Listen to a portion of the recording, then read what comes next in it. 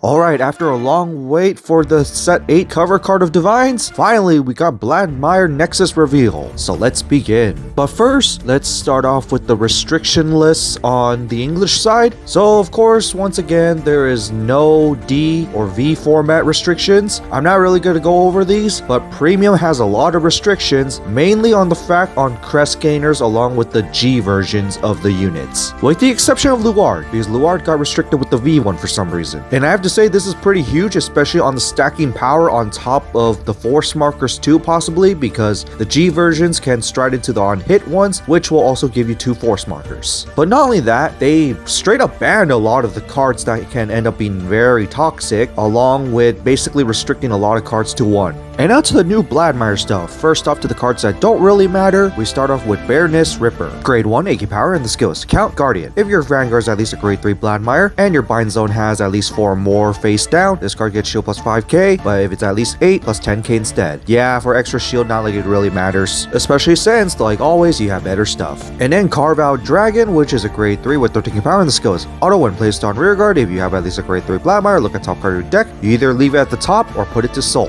And if you put a card to soul, plus 5k, but if your bind zone has at least 4 cards face down, plus 10k instead. Top deck choice soul charging, along with some extra power for the turn. The funny thing is, stacking that card on the top of the deck isn't entirely too bad, especially since, in a way, you can even just drive check it through the new Bladmire, or you could draw into the card, so it's up to you, but for the most part, you have other better go-to soul options, so I rather run other stuff. In which we go to Crying Crow Voltex, which is a grade 2 with 10 power and skills. Count, if you have at least a grade 3 Vanguard Bladmire, and your bind zone has at least 4 cards face down, this unit gets all the following abilities. And they're all count rear guard. This unit cannot be chosen by opponent card abilities. This unit gets the boost ability, and plus the Guardian part as well. For the last section, this card gets those 5k power and 5k shield active on your opponent's turn as well. In a way, this could be a replacement for the hostage build, but considering the spacing that you're going to need for Bladmire, you might not end up running this card, but it can be a decent option if you wish. And now to an actual good support card, it's Elaborate Wizard, which is grade 1 with K power and the skills. Auto, when placed on rearguard from hand, look at top 2 cards of your deck and choose 1 card from among them to put to soul and the other to the bottom. Similar to Ling, except that it has to be from hand, with the second skill, Auto Rearguard. At the end of battle, this unit boosts. If your Vanguard is at least a grade 3 Bladmire, cost count last 1, choose a normal unit from your soul and put to your hand and then bind this card face down. So this does few things. For one, because Bladmire as a ride line soul charges all your normal units, this is just one good way to just recycle some of your stuff from your soul, and I really like that. And this could even include your PGs. And the other thing is that the bind face down. If you combine this with Colossus, you could actually possibly get 8 face down cards in your very first grade 3 turn, if you have 2 of these and 2 Colossus anyway. The only thing I don't really like is that it costs 1 counterblast, because once again, of course, this is a deck that is now using a lot of counterblasts without a countercharge.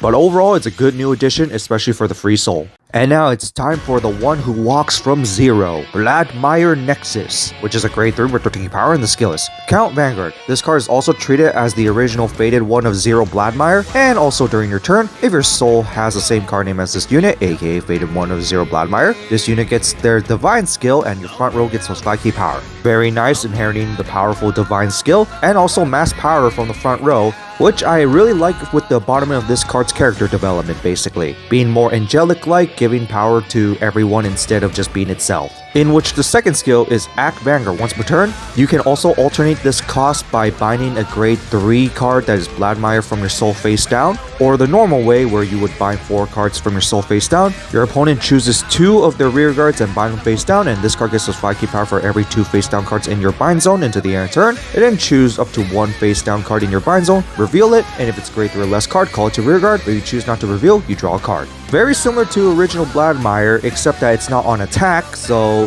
timing wise, this might actually be better because on the main phase, usually your opponent cannot really do anything with their rear guards, so forcing them to bind it face down is pretty nice. But not only that, it lets you recall an ally to the field. And of course, if you don't have good targets, you also draw instead. But the other thing is the alternate cost part. Considering the original Bladmire lets you bind 2 to 4, this one forcing you to bind 4 itself can be a little heavy. But luckily with the alternate cost of binding only Bladmire face down, that's a pretty nice little alternate condition, especially on the later game where you're not really going to have as much soul for you to bind. And of course, you still want to leave at least one Bladmire in soul, because without the Bladmire in soul, you're not going to inherit the 5k power power buff as well, even if you use the divine skill already. But overall, it's a cool new addition, and in a way, it's a bit of an upgrade, but not a huge insane one. Mainly on the timing part and the extra power. Now, once again, since we're getting an evolution, do you want to skip to this right off the bat and just risk soul charging your main grade 3 because you're playing Dark State here, or you want to just straight up ride this as your second grade 3 since Persona Ride is still active?